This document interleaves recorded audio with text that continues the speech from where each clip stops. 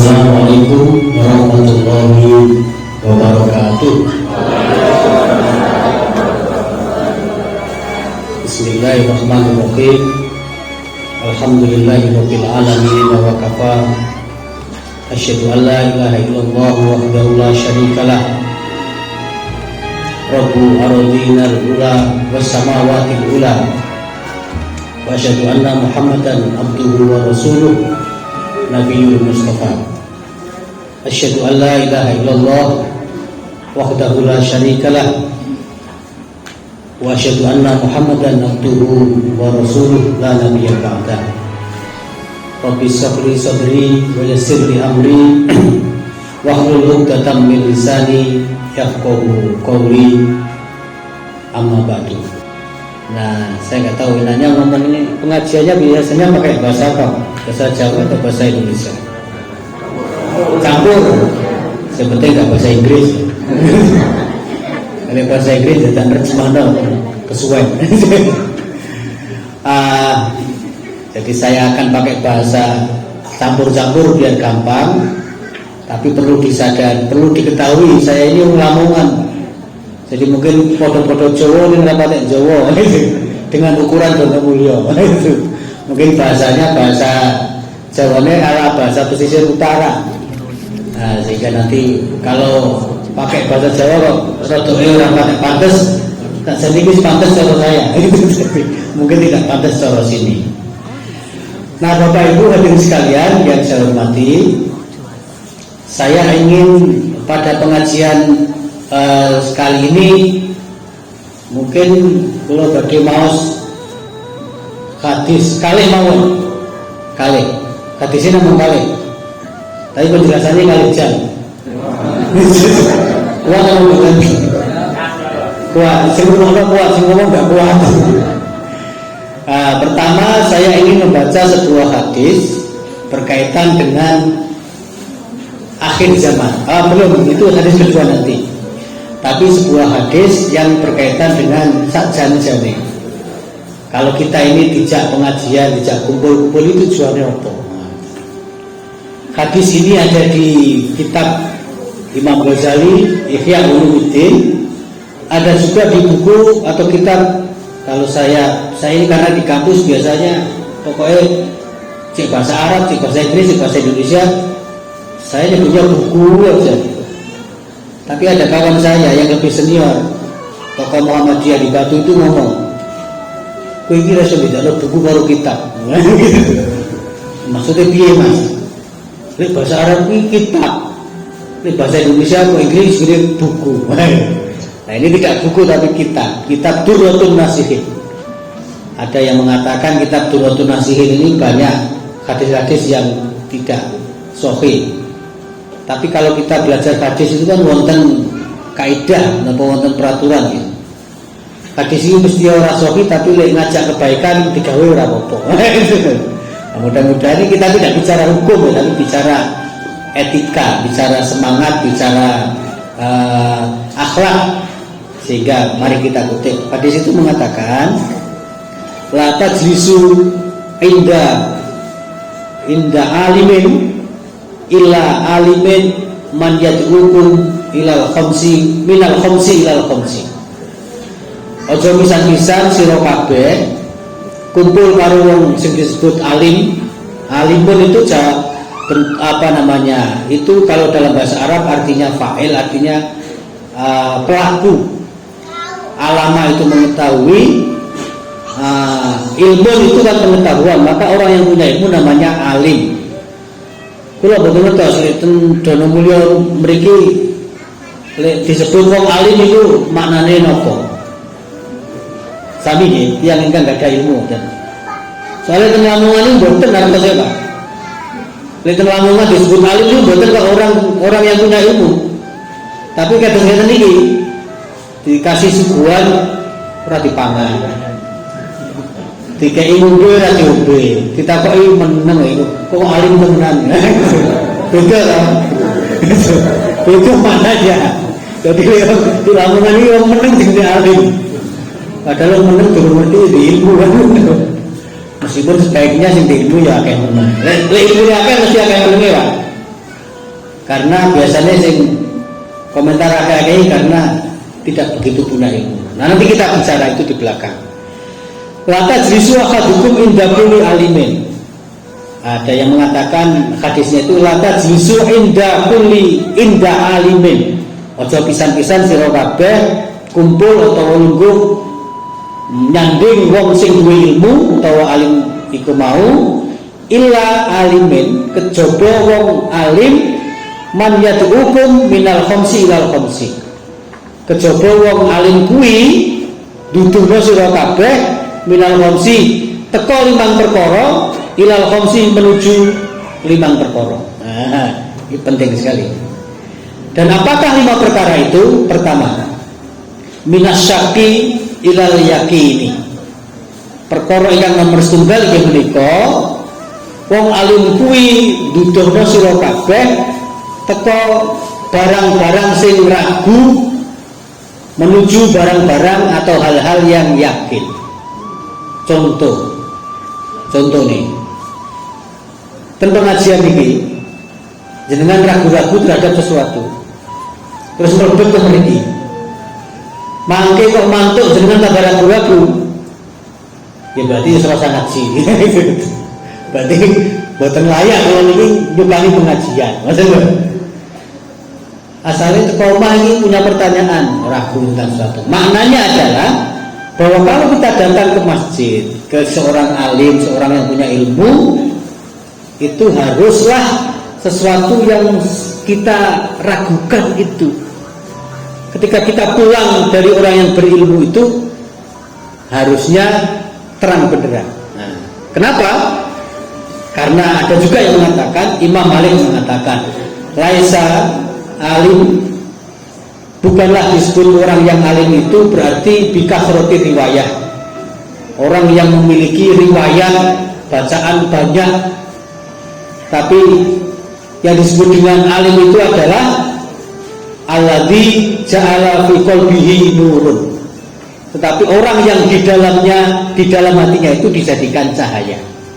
Karena itu al ilmu nurun, ilmu itu adalah cahaya. Tapi anak-anak sekolah sekarang diplesetkan, Pak. Al ilmu nurun itu maknanya le kok ora sinau ning omah le. Nah, cari guru al ilmu nurun, Bu.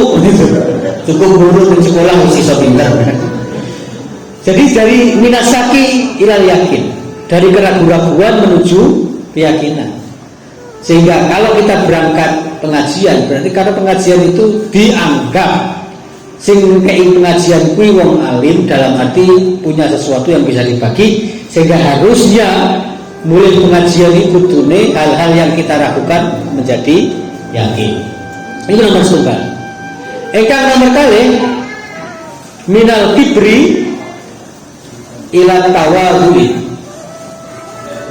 Jadi jangan pernah duduk atau bersama orang alim kecuali ketika kami bersama orang itu pulang dari orang alim tersebut, dia mengubahmu dari kesombongan menuju tawadhu. Nah, kesombongan ini apa sebabnya? Banyak diberi karunia kecantikan dan ketampanan yang lebih daripada konco-konco yang lain misalnya, itu bisa menyebabkan kesombongan. Meskipun ada orang yang mengatakan ukuran cantik dan tampan itu sebenarnya apa? Napa Pak? Bu? Ukuran kita ganteng, begitu ayu iki apa saja nih? Ada seorang yang mengatakan begini, seorang kiai, ukuran cantik dan tampan itu sebenarnya hanya kue lugu di pinggir sopo. Jadi jejeri sopo. Kita ganteng, jejeri lu ganteng berarti orang ganteng. Jadi kesombongan bisa jadi banyak sebab. Karena kecantikan, ketampanan, karena harta, misalnya, atau karena kepintaran, atau karena jabatan. Maka semuanya itu begitu kita datang kepada seorang alim, kita diberikan satu pemahaman, atau kita punya sesuatu yang kita dapatkan dari pembicaraan dengan orang alim itu. Oh, berarti tidak ada yang perlu kita sombongkan, sehingga menjadi tawadhu. Kalau kita berpikir tentang manusia ya sebenarnya, apapun yang dimiliki manusia ini dengan mudah diambil oleh Allah. Sehingga kadang-kadang kalau kita menemukan orang menyombongkan hartanya, menyombongkan pangkatnya, menyombongkan jabatannya, itu kayaknya tidak ingat bahwa hidup ini sebenarnya ada yang ngatur. Kalau piyambak nggih ada pengalaman ngoten. Foto kados ngene iki kan ketoke gagah. Kados menteri. Tapi sajane di kula nate bekerja di Istana Presiden sebagai staf presiden. Di Istana Negara sana. Gajinya besar. Meskipun dipakai untuk di Jakarta jadi tidak besar. Begitu mau selesai, itu kadang-kadang saya berpikir, boleh aku balik ning kampus jadi dosen ini gagah wae. Tapi saya wong Jawa, dosen singkatnya dari ngomongnya sak dus duitnya sak sen. Itu kadang punya pikiran, nanti kalau saya balik jadi dosen terus gajinya nggak seberapa terus piye? Wah, segera saya menyadari, berarti saya menuhankan jabatan. Ya. Apapun jabatan, apapun pekerjaan, hidup ini Allah yang ngatur. Kenapa harus sedih? Nah, senengnya menungso Pak. Mesti harus ngaji ya kadang-kadang beresek. Nah, ngoten. Jadi kesombongan, maka indah kuli alimin tadi itu perkara yang nomor kali yang menika mengantarkan kita dari kesombongan menuju tawadu. Apapun yang kita miliki, kalau kita kembalikan bahwa ini hanya titipan dari Allah, enteng. Tapi memang enteng diomong no. Apa dilakoni, tapi kita masih berlatih. Ngomong ikhlas dulu gampang lah. Gitu. Wis pokoke aku ikhlas. Tapi mari ngono, ya. Misalnya begini, ada orang sakit. Saya ini ikhlas diberi ujian, tapi jangan penyakit seperti itu jadi gak ikhlas. Jadi deh ikhlas. Kok nawar tuh? Oh ikhlas kok nawar. Nah jadi minal kibri ila tawadu, dari kesombongan menuju tawadu. Kita menyadari, oke. Anggaplah kita ini punya sesuatu yang paling tinggi di sebuah tempat. Maka mari sebelum sampai kepada Allah, mari kita berpikir bahwa pasti ada yang lebih tinggi di antara kita. Nah, itu penting sekali. Makanya anak-anak muda zaman sekarang ini kan kalau ada orang gampang sombong, gampang nesu. Cah nom-nom ini ngomong zaman sekarang itu adalah ngopi ini kurang ado. Ngopi kurang jauh itu kayak guyonan Pak. Tapi setelah saya pikir-pikir, ternyata di situ ada makna hikmah yang luar biasa. Nah, ngopi kurang ado ini maknanya pergaulanmu kurang ado, jangkamu kurang dawa sehingga pikiranmu cepet.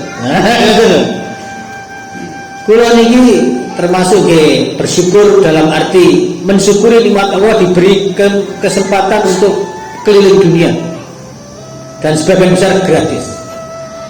Tapi dengan tahu orang di berbagai tempat itu, saya justru menyadari betapa kecilnya diri kita ini.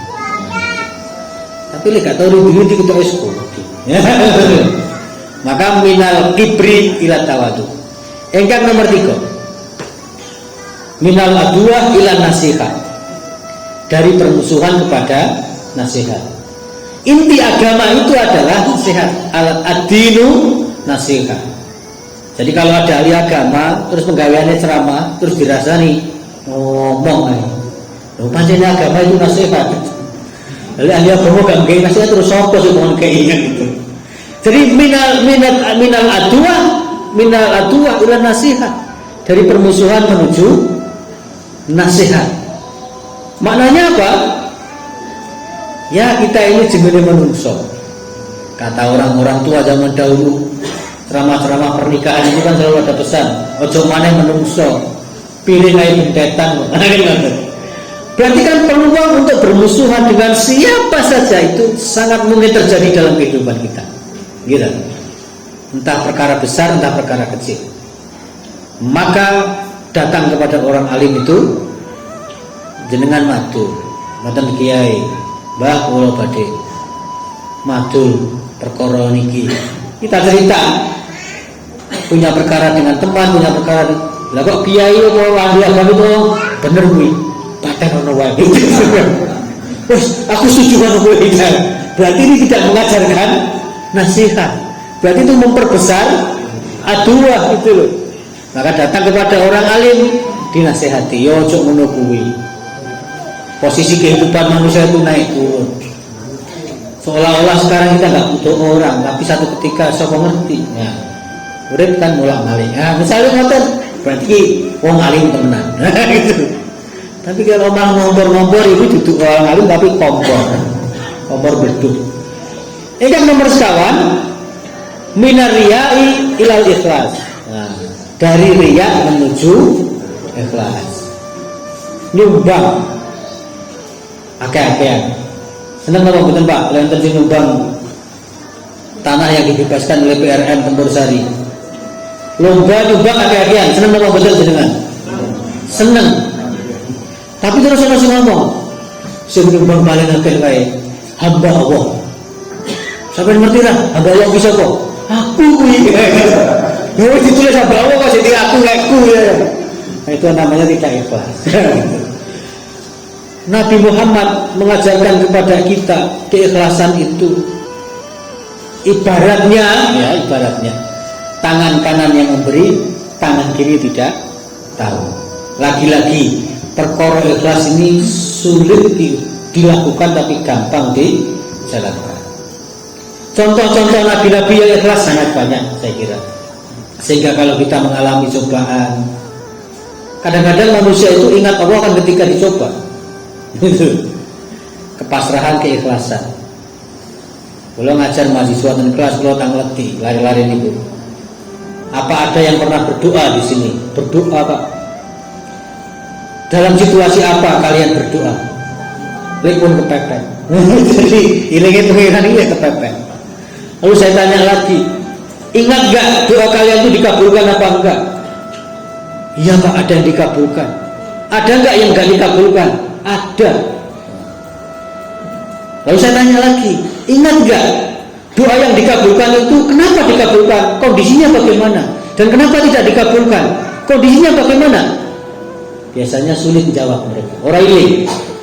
Lalu saya tanya, biasanya doa itu akan terkabul kalau hati kita bersih. Bersih itu maknanya ikhlas tadi itu kan murni, tidak ada apa-apa. Dan itu tadi kepasrahan. Ikhlas itu kan diantaranya pasrah. Kalau pasrahnya sudah enggak ketulungan, ya sudah ada penyelesaian. Tapi kita ini pasrah, ya. Tapi saya gantung, nah itu pasti nggak jadi. Sehingga mereka setelah saya cerita begitu ingat, oh iya Pak, saya pasrah tapi dalam hati itu bisa ragu. Ternyata doaku dikabulkan. Nah ya jelas surah gitu. Karena ana inda dzanni abdi bi, kata Allah.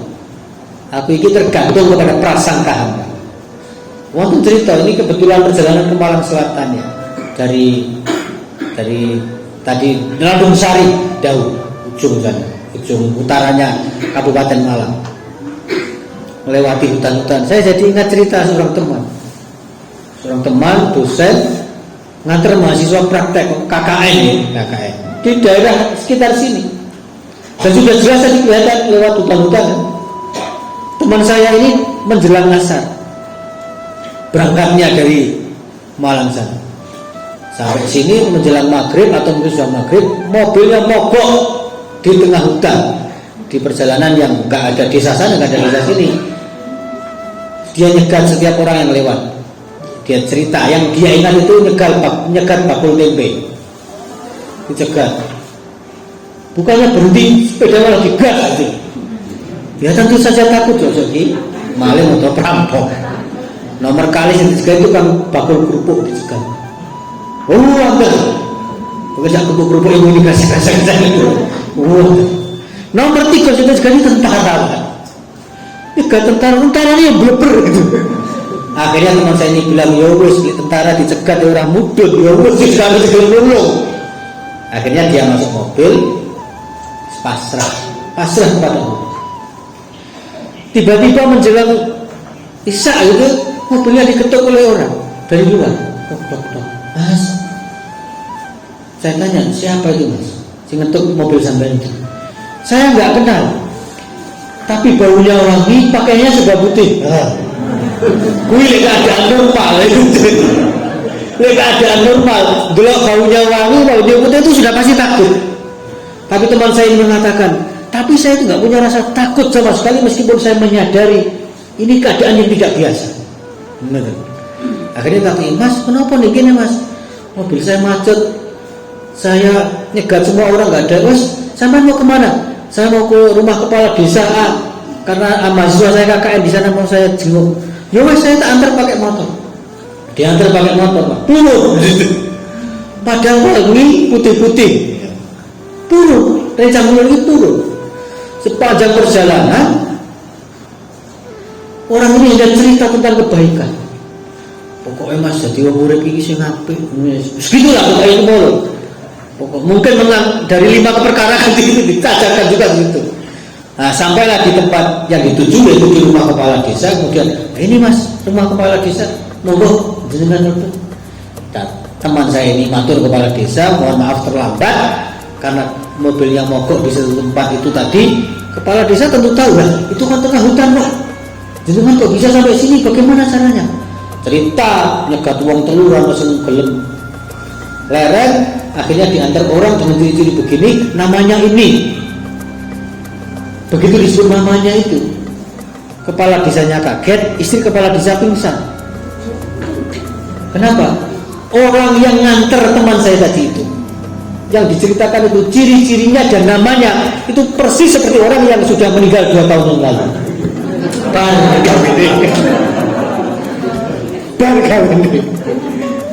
Teman saya ini cerita setelah pulang, terus kita tondone opo? Dia tanya gitu ke saya.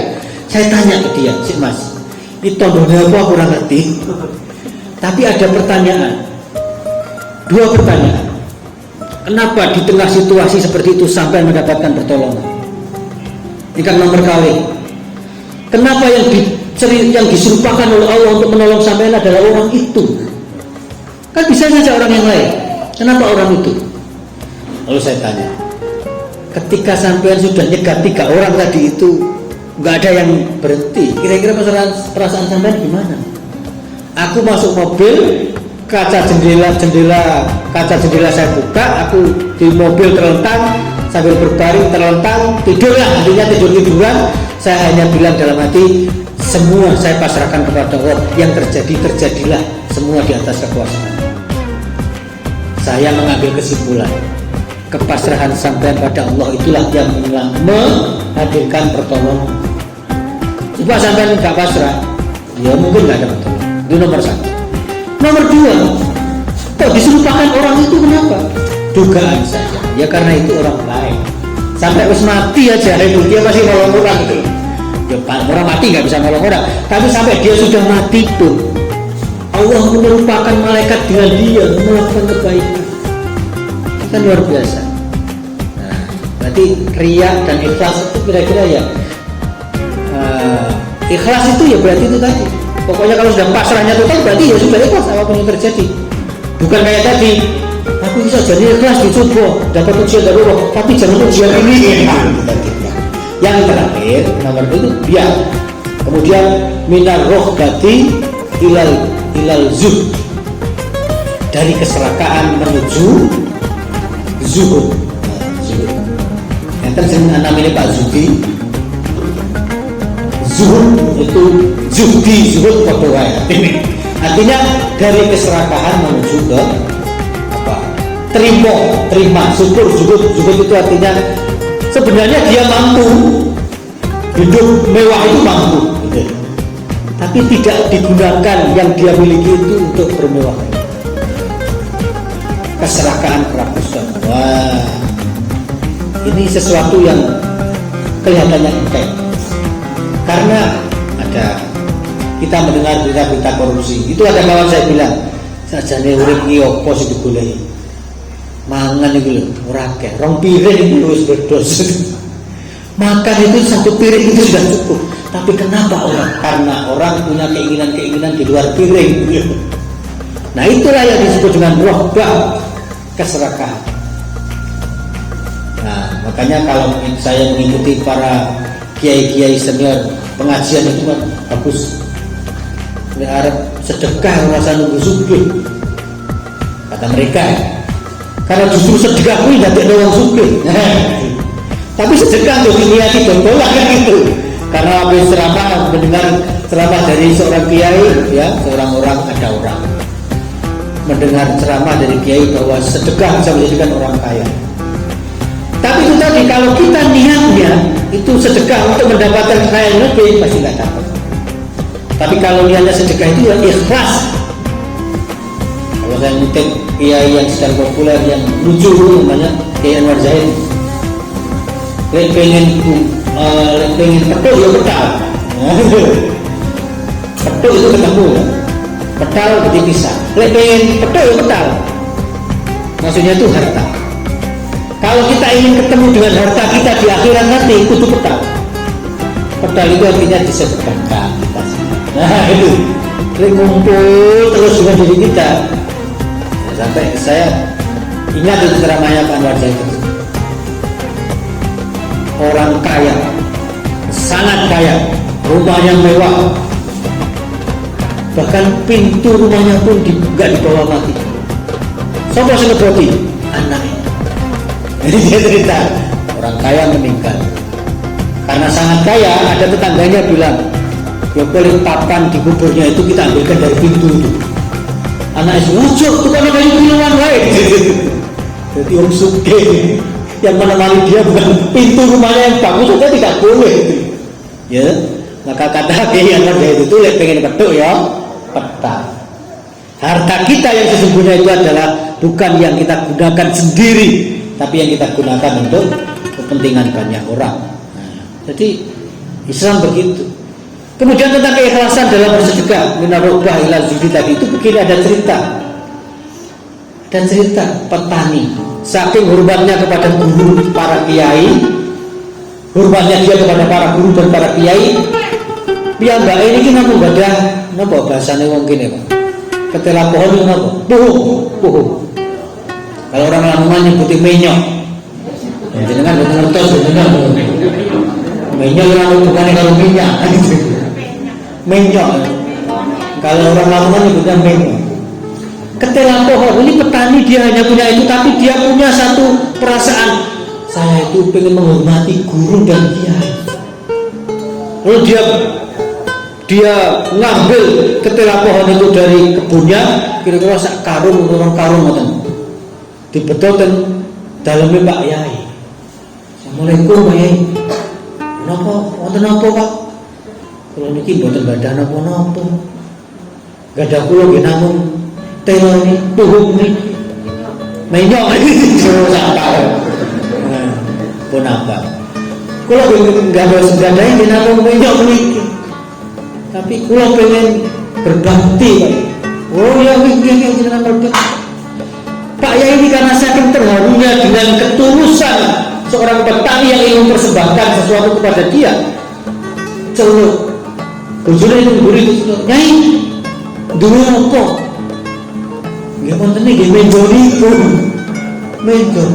Ya wis kekno pira loro. Kali Yai loro. Ya wis kekno karo. Petani ini pulang nuntun sak wedhus loro. Ana tanggane sing luwih sugih. Iki rasaku kok ande apa-apa, iki nuntun wedhus loro iki teko ndi? Lah nyolong teko ndi? Tapi nyolong teko ndi? Jawur iki lare nyolong iki dikei Pak Yai. Iya yang kayak iku. Terus lu ngopo perkorane? Kita senenge wong miskin lugu ikhlas. Kula niki wau ten Pak Yai. Betul menyok orang karung. Lah kok bangsul disangoni terus loro. Iku lho tampi yo disukani. Nah dia iki mikir, lah tepakan. Kalau dia bawa pohon saja rong karung mulai disangoni wedhus loro, aku lek bawa sapi loro aku mulai apa? Bener Pak, udal yang dalam ya itu mulai Yai nggih Untuk apa? Kok jalur kuno? Ini kiai, kalau ikhlas, ya ikhlas kok ngomong. Kalau ikhlas, mari ini jenengan sapi, lebu ini kalih. Oke, maksud. Nah, kiai ini pokoknya oleh orang kayak sesuatu kudu dibaleni, betul. Akhirnya manggil istri ini, nyai, orang buri, ibu tenang orang lagi punya orang kaya ya wes kayak ngomong kuih dia kan dia ngomong sugih kayak awak dewe sapi kan dia sugih biasanya orang mangan-manganan biasa kayak itu dibawa pulang tuh sampai rumah dia gerutu orang aja jadi bujai ngomong itu mau gue minyak orang kaya mulai redus ya aku gue sapi loro kok jadi minyak nah ini cerita sufi namanya ya bohong teman boga sebenarnya akan dulu gitu.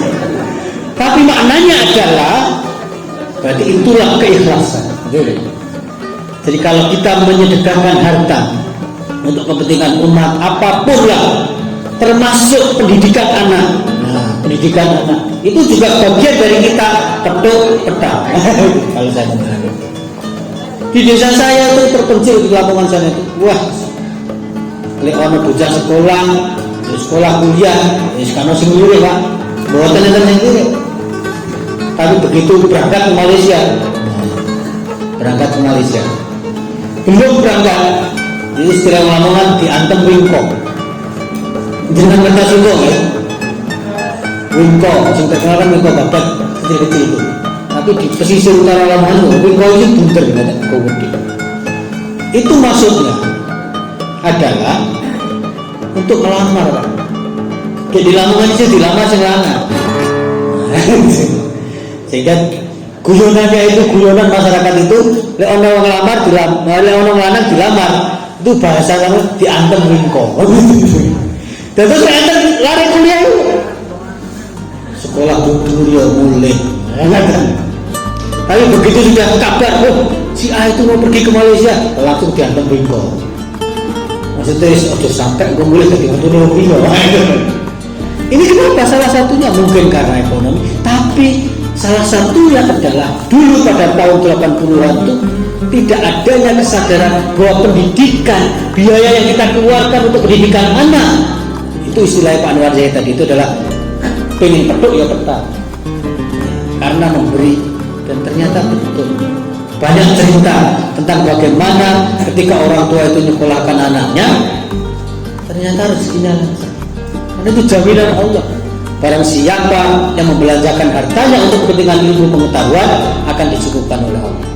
Nah, berarti ini harus, artinya sekarang ini sudah zaman kayak begini, namanya pendidikan itu. Bukan tiap desa. Makanya ketika saya jadi staf presiden itu saya bilang kepada istri, kira orang kok nyombong, tapi dengan jadi staf presiden ini kan paling tidak kita ingin membuka masyarakat yang selama ini, masyarakat di sekitar tempat saya itu tadi orang sekolah tinggi itu di sekolah dulu gopo paling yang mulai rapi gitu. Dan terus dia nggak rapi, manusia kok nggak boleh rapi. Jadi bayangan mereka itu oleh sekolah dulu terus nggak rapi, mulai ya rapi. Saya bilang kepada istri, dengan jadi staf presiden ini kita bisa menunjukkan kepada masyarakat desa bahwa bisa jadi seperti itu ya karena pendidikan. Karena pendidikan. Nah, pendidikan itu bermula tentu dari orang tua kepada anak, dan salah satunya memang harus mengeluarkan. Tapi itulah harta kita yang sesungguhnya. Maka itu tadi, jangan sampai duduk bersama orang alim tapi tidak mengarahkan kita kepada 5 perkara menuju 5 perkara. Niki ikan nomor setunggal. Hadis ikan nomor setunggal. Hadis ikan nomor kali. Niki berkaitan dengan akhir zaman. Jadi Nabi bersabda, sayati alaikum sanawatun khudda'atun. Nanti akan datang satu ketika, kata Rasulullah, tahun-tahun panjang yang penuh dengan tipu daya. Nah itu. Apa definisi atau penjelasan tentang tahun-tahun yang penuh dengan tipu daya itu? Pertama, yusaddaqu fiha al-kadhib. Orang-orang yang senang bohong itu dibenarkan. wa yukadzabu fiha as-shadiq. Tetapi orang-orang yang menceritakan kebenaran itu dianggap berbohong. Mungkin tidak menuju kepada orang, tapi bisa saja menuju kepada ini. Alat kecil. Berapa banyak bohongan yang kita baca sehari-hari di sini? Saya menyebutnya kadang-kadang itu kita kalau sudah bawa HP, media sosial, yang kita lakukan itu adalah BPJS. BPJS berapa? Baca pas judul saja langsung share. Nah, itu sudah penting. Kalau judul HP share. Isinya apa? Embung. Dan kadang-kadang itu lebih kuat daripada hadis kok. Di media sosial itu, kalau di WhatsApp itu kalau ada postingan-postingan itu dianggap lebih penting daripada Quran, daripada hadis. Karena begini, terutama di Muhammadiyah. Di Muhammadiyah itu kalau ada hadis dibacakan, langsung ditanya, itu hadis sahih Quran. Riwayat itu kodi. Dua pertanyaan. Sehingga mau nge-share hadis itu saya takon sih.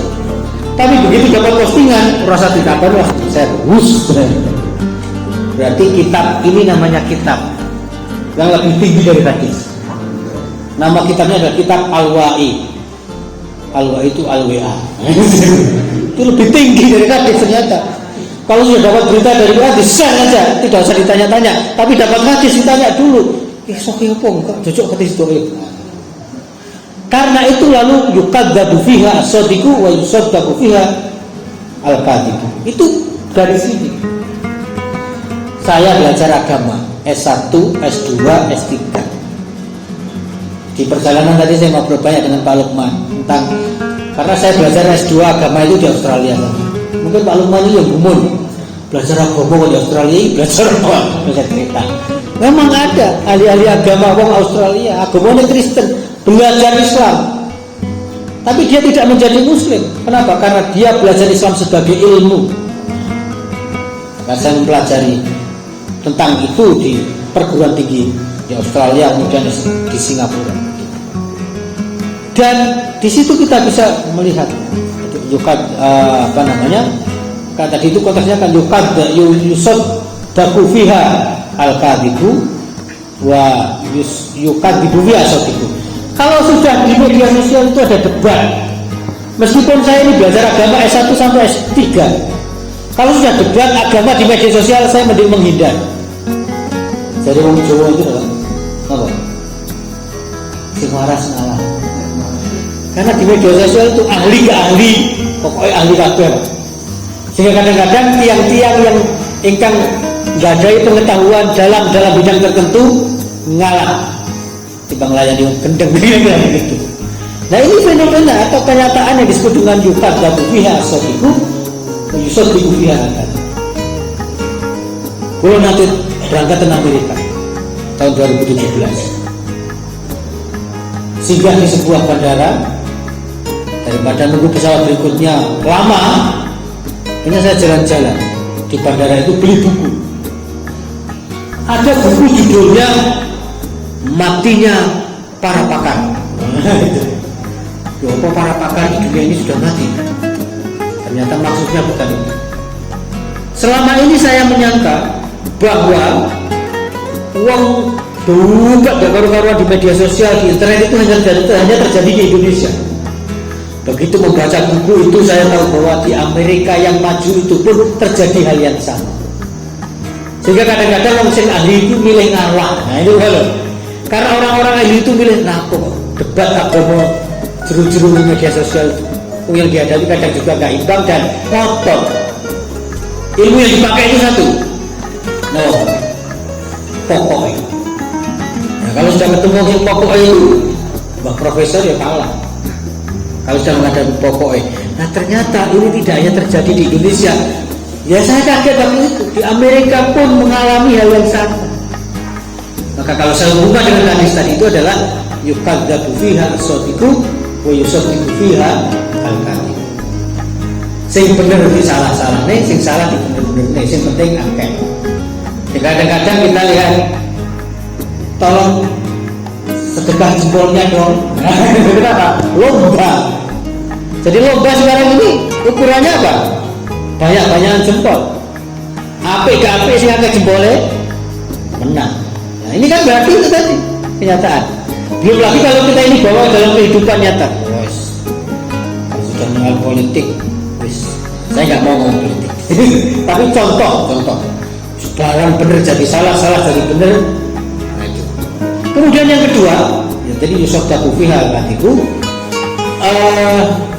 Yang kedua itu adalah Yusuf, ada istilahnya orang-orang, saya lupa teks persisnya, tapi orang-orang yang berkhianat itu dipercaya.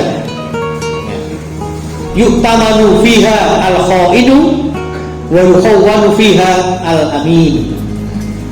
Orang-orang yang berkhianat itu dipercaya, tapi orang-orang yang terpercaya itu dianggap berkhianat. Kenapa?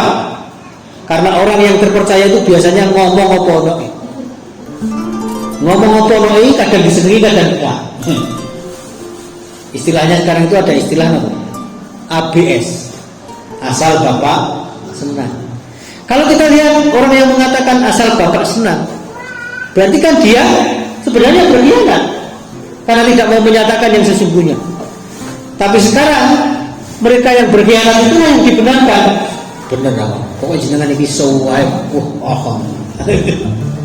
Tapi jangan-jangan kita ada yang muji juga, ada seorang bos muji anak buahnya. Menurutmu saya ini bagaimana? Yang muji-muji malah dibuang, tapi yang bicara apa adanya tentang dirinya malah diangkat. Nah itu berarti dia berbuat yang sesungguhnya. Nah, itu nomor satu. Kemudian yang ketiga, wayantiku arwai bidah. Dan di dalam masyarakat ini kaitannya dengan yang pertama dan kedua.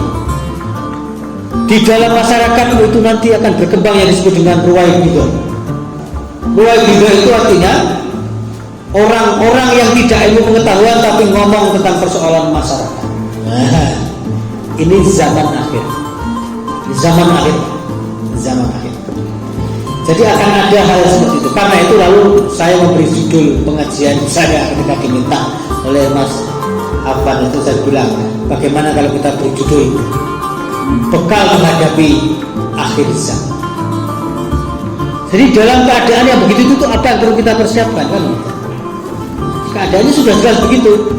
Ada orang yang berkhianat digede-gede, no? Tapi orang yang jujur dianggap mengkhianat. Orang yang benar disalah-salahkan, yang salah dibenarkan. Rhoma Irama 30 tahun yang lalu sudah nyanyi. Ini sudah bilang Rhoma Irama. Yang benar di penjara, yang salah tertawa. Nanti dicari lagunya. Rhoma itu bilang begitu. Yang salah di penjara, yang benar di penjara, yang salah tertawa. Jadi Rhoma ini tahu, dia baca hadis itu kira-kira.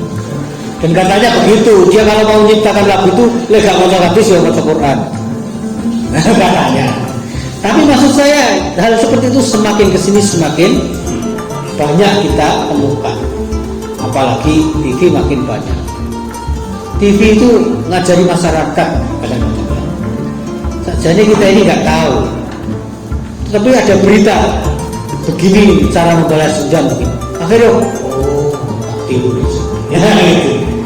Jadi TV ini juga, makanya saya pernah mendengar di sebuah daerah itu ada program, pokoknya dari jam 6 sampai jam 9 malam itu jam belajar masyarakat. Artinya apa? Tidak boleh ada TV menyala. Tapi memang di mana-mana tantangan pendidikan anak kita zaman sekarang ini luar biasa. Dengan ngalami boten anak kecil pakai HP, kakeknya dikandani sambil. Artinya ini semua orang mengalami. Nah dalam hal yang seperti itu maka kita perlu bekal. Sehingga kadang saya mengatakan bekal yang paling penting itu adalah satu, tentu saja iman. Ya dengan begini-begini kan sebenarnya tujuan kita untuk mempertebal keimanan. Yang nomor dua, ilmu. Makanya saya sering mengatakan beragama itu harus dengan ilmu. Karena beragama yang tidak dengan ilmu itu tidak ada mananya. Hadis Nabi mengatakan, setan itu takut dengan dengan satu orang alim yang tidur dibandingkan 1000 orang bodoh yang sholat. Ini hadis Nabi. Maknanya apa? Begitu utamanya orang berilmu. Nah, satu ketika saya ini melihat zaman sekarang ini kan orang belajar agama banyak sekali, tapi belajar agamanya lewat internet, orang-orang yang kiai. Ini kadang-kadang salah kaprah. Misalnya di sebuah kelompok mahasiswa itu saya menemukan mereka debat panjang, lalu ada yang mengatakan, bagaimana mungkin kita percaya kepada Imam Bukhari? Imam Bukhari itu tidak pernah menggunakan hadis dari Syafi'i satupun. Padahal Imam Syafi'i itu kan mengatakan, mazhabku itu adalah pokoknya kalau ada orang pakai hadis sahih, yaitu mazhabku. Nah, itu Imam Syafi'i ngomong. Lalu ada mahasiswa itu debat. Katanya hadis yang ada di hadisnya Bukhari itu sahih semua. Tapi ternyata tidak ada satupun hadis dari Bukhari itu yang ngutip Imam Syafi'i. Atau sebalik. Bukhari tidak ngutip Syafi'i. Ini bener nama buatan Pak. Bener nama buatan. Bener nama buatan. Bener. Dan yang dikatakan mahasiswa itu benar,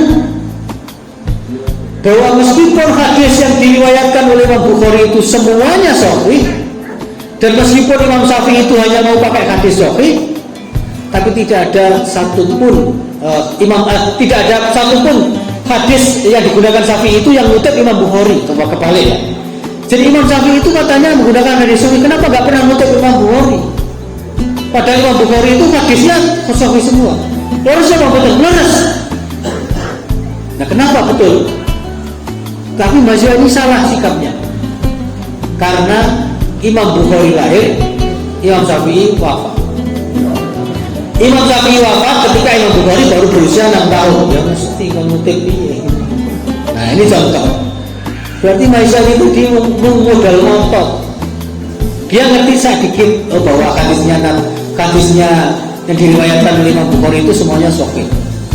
Padahal Imam Syafi'i katanya menggunakan hadis sahih. Nah, kalau dia nggak pernah ngutip Imam Bukhari, berarti dipertanyakan kalau dia pakai hadis sahih. Dia tahunya hanya itu. Sejarahnya lebih dipelajari. Padahal yang terjadi adalah Imam Syafi'i lebih senior dari Imam Bukhari. Imam Bukhari berusia 6 tahun, Imam Syafi'i wafat. Gimana suruh ngutip kalau lebih senior? Nah, ini contoh beragama itu harus dengan ilmu, beda otot-ototan. Malik, ini cerita umroh, nanti kocok, wangsul kali umroh, mas, aku is umroh mas, tapi aku ini protes, lihat budal kaji udah gelar, kenapa pulang umroh tidak dapat gelar sekarang tapi dia cerita, saya sudah sampai Mekah, sampai Madinah, dan saya melihat makam kuburan Nabi Ibrahim. Nah, Nabi Ibrahim di mana katanya? Nah, itu di sekitar Ka'bah situ. Ada namanya Maqam Ibrahim. Maqam itu dari kata bahasa Arab qama yaqumu, artinya tempat berdiri. Qama itu berdiri, maqamun tempat berdiri. Nah, kenapa disebut Maqam Ibrahim? Karena ketika, jadi kalau kita baca sejarah tentang Ka'bah, sebenarnya Ka'bah itu sejak Nabi Adam sudah ada. Waktu saya umroh, beli buku, belum beli buku. Waktu saya umroh itu sampai ke bukit yang biasanya para jumlah itu doa itu, Jabal Rahmah. Memang motor yang aneh, Jabal Rahmah. Saya dan istri istirahat di sebuah batu begitu. Ternyata di bawah batu ini ada foto orang sekeluarga, jelas orang Indonesia, alamatnya itu rumahku.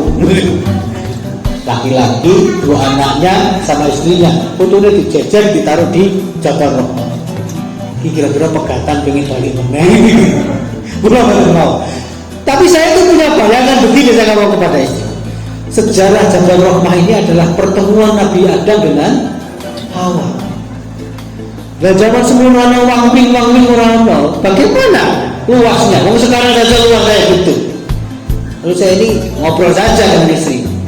Ojo-ojo ketika Nabi Adam mencari Hawa dan Siti Hawa mencari Nabi Adam itu mereka saling teriak, Hawa, di mana kamu?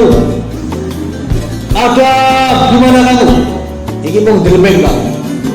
Begitu di depan Masjidil Haram, saya membeli buku kitab bahasa Arab, kitab udah di Senin ini Kak ngomong kitab judulnya tentang kisah-kisah di dalam Al-Quran untuk anak-anak. Kalau tidak salah judulnya Qososul Quran lil Atfal. Itu ada cerita tentang pertemuan Nabi Adam dengan Nabi Siti Hawa. Ternyata betul begitu gitu. Jadi Nabi Adam itu menurut buku itu, kitab itu diturunkannya di India, Siti Hawa yang sekitar Mekah situ. Lalu dari situ Nabi Adam dibawa malaikat, tapi dicemplungnya di sebuah tempat mau melakukan ternyata memang betul ada Hawa. Mereka ketemu di Jabal Rahmah. Nah setelah ketemu di situ lalu mereka membangun Ka'bah.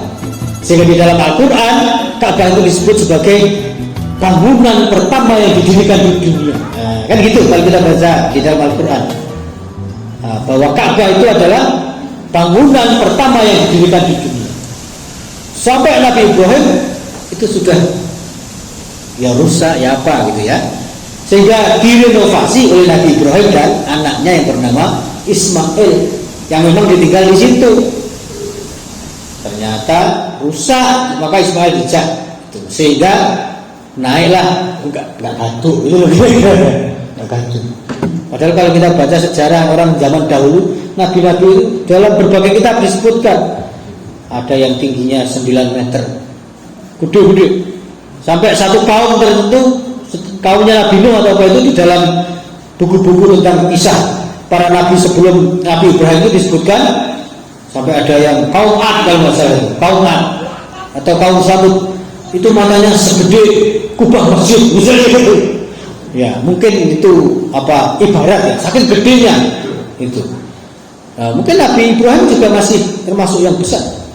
Itu gak gaduh kemudian pakai batu untuk pancean. Nah pancean itu bahasa Arabnya makom. Tapi teman saya ini cerita, aku suruh kuburan Nabi Ibrahim ke Mekah. Ternyata karena dalam bahasa Indonesia kuburan itu nama lainnya adalah makam. Ya sebenarnya tidak salah, mungkin para wali dulu ngomong makom. Istilah Jawa liane petilasan kan ngoten. Ya makom itu ya petilasan itu. Jadi karena beragama tidak berilmu, akhirnya nggak ngerti istilah-istilah itu. Nah, karena itu yang perlu kita persiapkan di zaman akhir ini ilmu. Paling tidak ilmu yang kita gunakan untuk hidup sehari-hari, utamanya ya dalam hal beribadah, supaya amalan-amalan yang kita jalankan itu bermanfaat, berpahala. Terus bagaimana? Nah, kalau dikilih sampun pengajian di masyarakat. Biasanya enten pertanyaan tentang hal-hal yang berbeda antara satu cara dengan cara yang lain. Pun betul sakit kita mungkin, gitu. Masjid niki ngeten cara salate, masjid menika ngeten cara salate. Mbah Hasyim Muzadi, almarhum Hasyim Muzadi ketua NU zaman sebelum ini ya, sebelum Mbah Said, Prof Said Agil itu ceramah satu ketika di Gontor. Terus enten tantri tanglet. Bagaimana hukumnya orang subuh nggak pakai kulit? Dan bagaimana hukumnya orang sholat subuh pakai kulit? Apa jawab Kiai Hasyim? Mestinya Kiai Hasyim yang NU itu kan jawab, ya kudu kulit kan ngoten. Ternyata Kiai Hasyim Muzadi jawabnya, pertanyaan tentang apa hukumnya orang sholat pakai kunut dan sholat tidak pakai kunut itu sudah tidak penting di zaman ini. Wow. Kenapa gak penting? Tapi alasan dia itu jadi lain. Karena sing sholat subuh rawono. Maksud saya ini contoh pemimpin yang mengademkan, atau enggak? Ditakai tentang perbedaan itu orang sing ora kunut ngomong sing kunut kafir. Sing kunut ngomong sing ora kunut kafir. Pun boten ngoten. Karena masing-masing sudah ada contohnya. Menurut kula, lek wonten perbedaan ngoten ditangati mawon. Dasarnya apa? Bisa nyebut nggih, sampun. Ditakoki dasarnya apa? Bisa nyebut nggih sampun. Ngoten. Adem. Karena wonten cerita juga. Ini cerita tapi karangan. Pak Amin Rais ini nate cerita bayang ke. Nah di masyarakat itu kan suka ada perbedaan-perbedaan yang jadi masalah itu. Pak Amin Rais ini nate tahun 90-an itu gak ada cerita ngeten. Muhammadiyah ini sholatnya orang aku bismillah. NU bismillah. Diwocok bismillah. NU pakai kunut Muhammadiyah enggak. Di NU ada selamatan Muhammadiyah enggak. Jadi Muhammadiyah aku mau mugi kakian pernik kamu kuswarga kowe. Sing NU ngoten. Ora tau ndonga kowe. Ora tau ndonga bareng, ora mlebu swarga. Kata Pak Amin Rais, ternyata begitu ada kiai NU meninggal dan Kiai Muhammad yang meninggal, ketemu di surga. Loh, kamu tukang kunut kok mlebu swarga? Lah kowe ora tau ndonga mlebu swarga. Akhirnya pada menyadari ternyata ada podo-podo bener.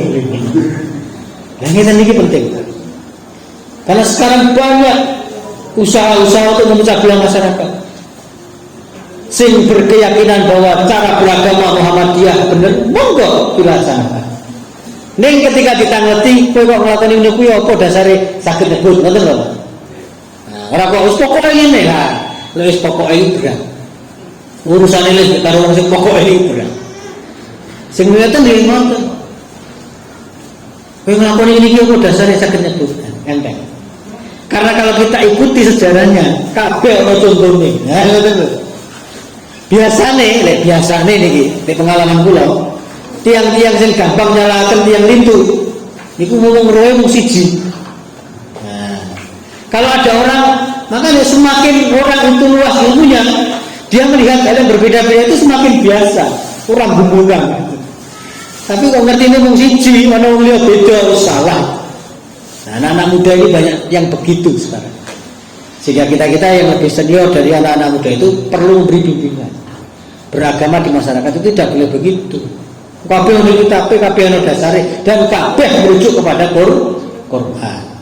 Cuma karena Quran itu kitab saking agungnya, diterjemahkan oleh kiai itu jadinya begini gitu, begini.